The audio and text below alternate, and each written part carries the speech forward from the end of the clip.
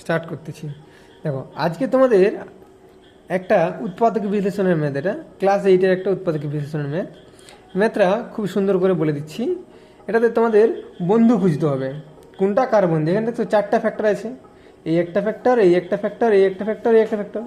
কোনটা কার বন্ধু ফ্যাক্টর খুঁজতে হবে। বন্ধু ফ্যাক্টর আমরা কী করে খুঁজে পাবো প্রথমে বলব। তার জন্য আগে এইখানে দেখো, +1 +3 +5 +7। এখন কোন দুটির যোগফল অন্য দুটির যোগফলের সঙ্গে সমান হয়ে যায়, এটা আমাদের দেখতে হবে। এখন দেখো, যদি আমরা এদের যোগ করি, +3 আর +1 +4 হচ্ছে, আর এদিকে 5 এবং 7-এ 12 হচ্ছে, তার এরা সমান হচ্ছে না। 4 আর এদিকে 12 সমান হচ্ছে না। কিন্তু আমরা যদি এই +1 এবং +7-এ যোগ করি, তাহলে 8 হয়ে যাচ্ছে। আবার +3 এবং +5-এ যোগ করলে 8 হয়ে যাচ্ছে। তাহলে এরা বন্ধু হয়ে যাচ্ছে। এখানে 8 হয়ে গেল আর এটা 8 হয়ে গেল। তাহলে এ হলো এর বন্ধু, এ হলো এর বন্ধু। এবার বন্ধু কাছাকাছি চলে আসবে। এ বলে, এ মেরা বন্ধু তুমি মেরা পাস মে আ যা। তাহলে এ বলছি এ আর বন্ধুকে কাছাকাছি অলরেডি নিয়ে নিল। তারপরে +15 থেকে গেল।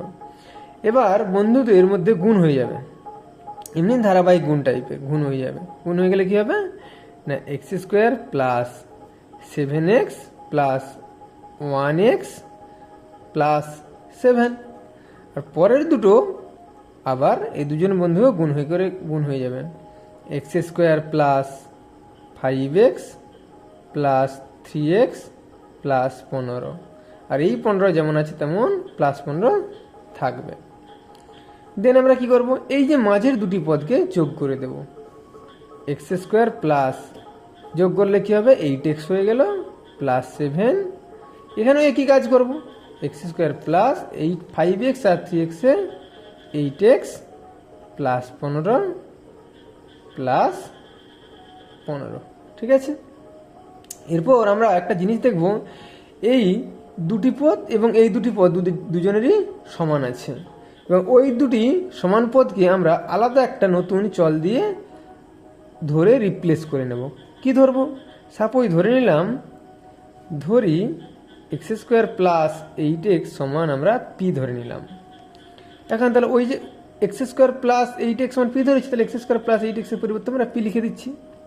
তাহলে p লিখলে কত হবে না, p +7, ওখানেও p বসিয়ে দেবো, p +15 +15 যেমন আছে আমাদের ওখানে থাকলো।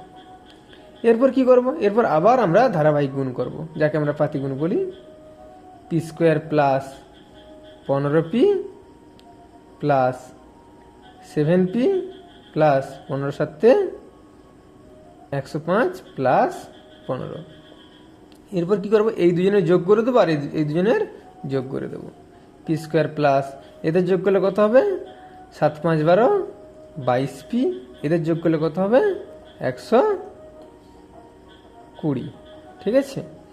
এবার আমরা সেই মধ্যপদের উৎপাদক বিশ্লেষণের মতো দুদিক গুণ করে মাঝখানে পটাবো। অর্থাৎ এখানে 1 আছে, 1 এবং 120 গুণ করলে 120 হবে। 120কে ভেঙে উৎপাদক বিশ্লেষণ করে আমরা 22 পটাবো। কেমন? এখন আমাদের উৎপাদক বিশ্লেষণ হয়ে গেল। এবার আমরা 22 পটাচ্ছি। দেখো, আমরা যদি 2 দুগুণে 4, 4 3 12 করে নেই, এবং 5 দুগুণে 10 করে নেই, 12 হচ্ছে, আর এখানে 10 হচ্ছে, 12 আর 10 22 হয়ে যাবে। সুন্দর। তাহলে এবার আমরা 22-এর পরিবর্তে লিখব 12 + 10 হয়ে গেল আমাদের 22টি। ব্র্যাকেট দিয়ে লিখবো, 22টাকে লিখবো, বাকি যা পিকে পি রেখে দেবো, প্লাস 120কে আমরা রেখে দেবো। এরপর আমরা কি করব, এরপর এই পি দিয়ে ব্র্যাকেটটা তুলব এবং এই পি দিয়ে গুণ করে দেব। ঠিক আছে, +12p + 10p +120। এবার এই দুটি পদ থেকে কমন নেব এবং এই দুটি পদ থেকে কমন নেব। কি কমন নেব, এই দুটি পদ থেকে সংখ্যার মধ্যে কেউ যাবে না, আর চলের মধ্যে পি যাবে।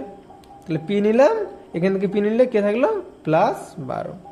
যা চিহ্ন থাকে তাই প্লাস। এদের মধ্যে কে নেব, এদের মধ্যে থেকে 10 নেব। চলের মধ্যে কেউ যাবে না, কারণ এখানে পি থাকলে ওখানে পি নেই, তাই শুধু 10। 10 কমন নিলে 10 দিয়ে ভাগ করলে পি পড়ে থাকে রে, এবং 10 দিয়ে ভাগ করলে এখানে 12 পড়ে থাকে রে। ঠিক আছে। এইবার এ দেখো পি প্লাস 12 চলে এসেছে, পি প্লাস 12 একই আসবেই। এবার পি প্লাস 12 আমরা নিয়ে নিলাম, পি প্লাস 12 নিয়ে নিলে এখানে কি পড়ে থাকবে পি, আর এখানে পি প্লাস 12 নিয়ে নিলে এখানে +10 পড়ে থাকবে। এই আমাদের উৎপাদক রিলেশনটা এইখানে পর্যন্ত হয়ে গেল। আর দুটি লাইন আছে, এই পি এর পরিবর্তে আমরা এই যে ধরেছিলাম যেটা সমান পি ধরেছিলাম ওইটা আবার পি এর পরিবর্তে আমাদের এখানে বসিয়ে দিতে হবে, তাহলেই আমাদের কাজটা শেষ হবে। তা পি এর পরিবর্তে যদি বসিয়ে দেই x² প্লাস 8x, পির পরিবর্তে বসিয়ে দিলে +12 আছে দিয়ে দিলাম, এবং এখানে পির পরিবর্তে বসিয়ে দেবো x² প্লাস 8x, তারপর +10 আছে +10।